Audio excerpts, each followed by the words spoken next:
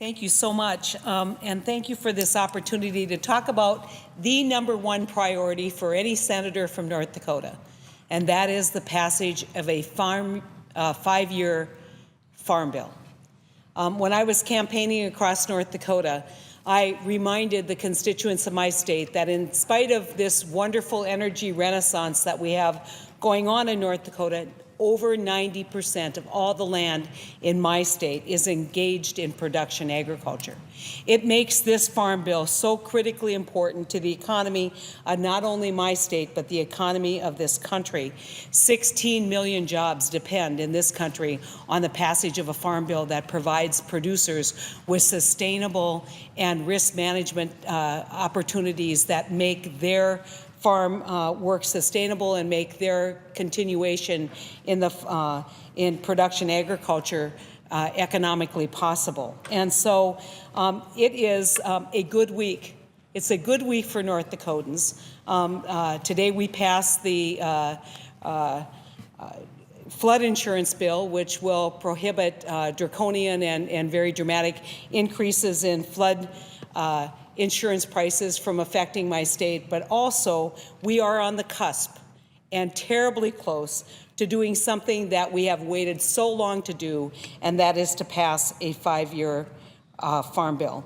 I want to talk about, just in general, some of the things that the Farm Bill does, but I want to focus my attention on 2 areas that I think not a lot of people have come to the floor to talk about, and that is the provisions for beginning farmers and beginning ranchers and the importance of the livestock provisions in the Farm Bill. But first I want to say the Farm Bill achieves the goals that puts our agricultural system in a strong position to continue our role, this country's role, as a world leader in production agriculture. Now, that is achieved through an effective farm program for growers, livestock disaster coverage for ranchers and livestock producers, enhanced crop insurance offerings, expanded agricultural research, increased export promotion for agricultural products. And I want to make this point. If you look at our balance of trade, we have been buoyed in our balance of trade by the inclusion of agricultural products and what we do on the farm that has made a difference to that trade deficit. Critical investments in biofuels. Biofuels that help build a stronger and more vibrant, more resilient energy policy in our state. Renewal of a sugar program to prevent excess imports of unfairly subsidized imported and foreign sugar. And targeted conservation assistance to tackle unique challenges, particularly in my state, in the Red River Valley and in Devil's Lake. But I want to kind of tell you a little story. For years, I've been going to farm producer meetings. During my time as a state official in North Dakota, I spent a lot of time at the Farm Bureau, a lot of time at the Farmers Union, corn growers, soybean growers, and just getting to know and understand agriculture, work on tax issues, work on regulatory issues. And I always felt like I was the youngest person in the room. That whole while, and I was in my 30s and 40s, I would walk into a room and feel young. And that's really been true. And I had a really wonderful experience when I was back home in this last trip. I went to something called Precision Agriculture, which is a special conference that Farmers Union hosts for North Dakota NDSU Extension, where they look at using different kinds of new technologies, whether it's application technologies to be more efficient in how we use fertilizers and seeds, whether it is just finding an app that gives us more information for marketing, you name it. The Precision Agriculture Conference has gotten bigger and bigger.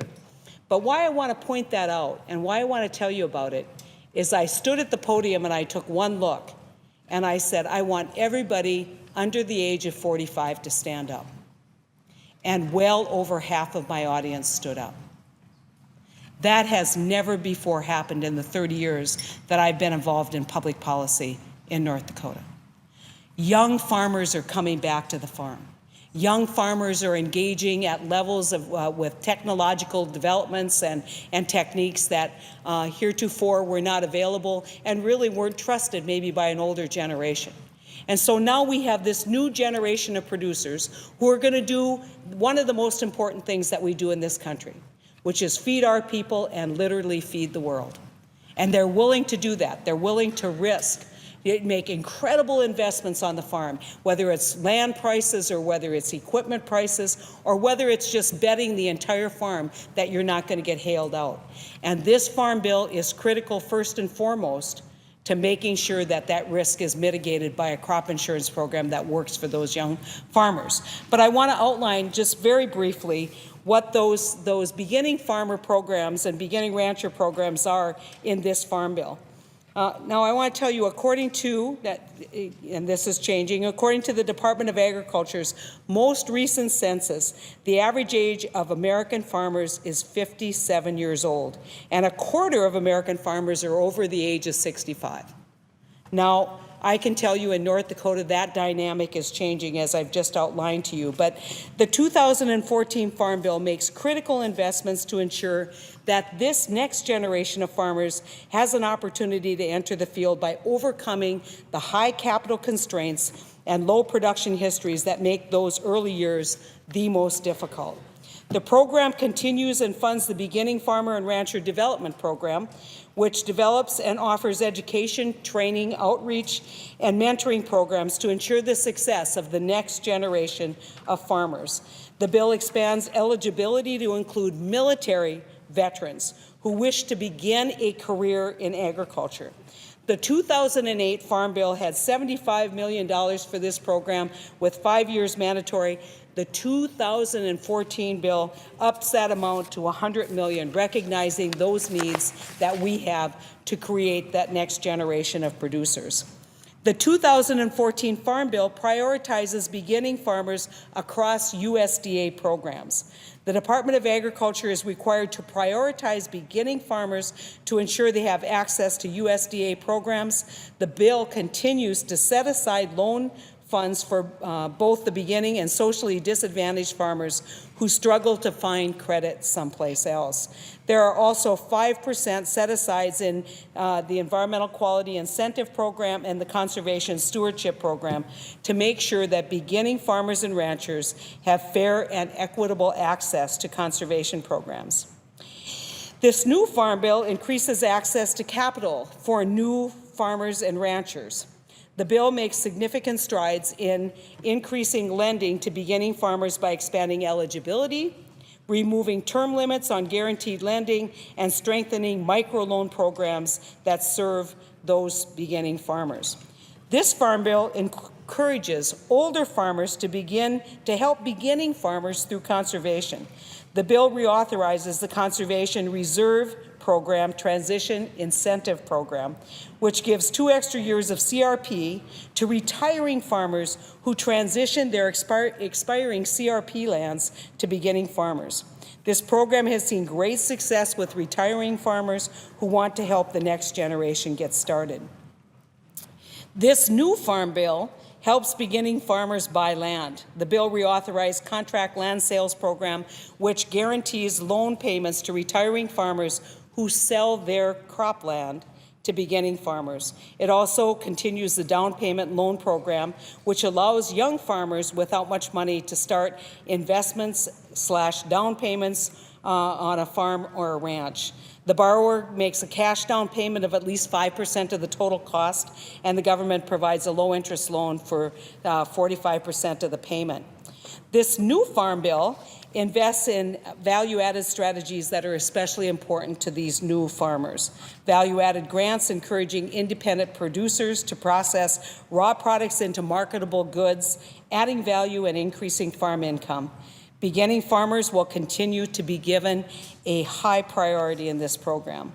And it helps beginning farmers plan in the early years. The bill continues the beginning farmer and rancher individual development accounts, which are designed to help new farmers finance their agricultural pursuits. And so for that next generation who looks and says, is there opportunity in being a farmer? Or do all farmers have to not own the land and work there, but can they own the land and continue our rich and strong tradition of family farming? I think the answer is yes. This is a farm program that offers them that opportunity, that says, yes, the United States and its people are willing to invest in your future. Finally, I want to talk about the importance of the livestock provisions, and I would be a little remiss. Livestock production is hugely important to North Dakota. Are we the largest livestock producer in the United States of America? That would not be true. But for my ranchers out west, this is a critical, important program.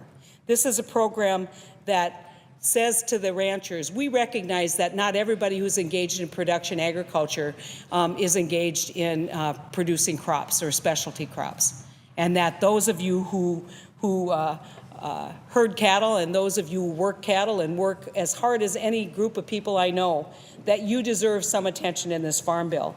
And if there ever was an example of where we needed to do something more for our beginning ranchers, I can tell you the snowstorm of the early snowstorm of 2013 is it, where people literally lost their entire herd. And for those of you who maybe don't have a lot of expertise, understand this: one cow is not interchangeable. That many of these families over the years, through genetics and through selective breeding, have in fact built the herd that's unique to their ranch. And they lost it all. And when they turned to us and said, what is there to help us? Because if you get hailed out and you have crop insurance, there's help. If you have a major disaster and can't plant, there's help. But what's there for us? We had to say nothing because we hadn't done a farm bill on a timely basis. And there was no help for those farmers. Well, I can tell you that this farm bill is retroactive. It's going to help those farmers who not only experience loss in the future, but have experienced loss since October of 2011. And we are on our way to fulfilling the commitment that all of us made who came to the floor in October and talked about that terrible storm. The 2014 Farm Bill includes exactly the type of pro-rancher policies I wanted Washington to produce. Not only does the bill include important livestock disaster programs, the bill also continues the widely popular and beneficial program called Country of Origin Labeling, or COOL policy, that's been fought for years by ranching families in North Dakota.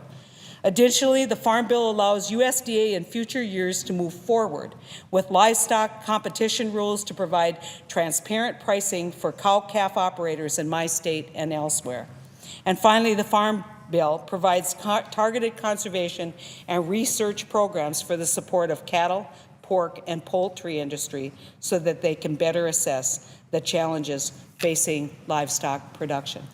Now, I get a lot of questions, even in my state, about why should anyone support the farm program? Aren't things pretty good out there on the farm? And I will tell you, over 4 million acres in North Dakota alone could not be planted this last crop season because of high water. 4 million. That means the difference between a family farmer staying in business and not staying in business. But importantly for all of America, that means, again, we have a crop production system that feeds our country.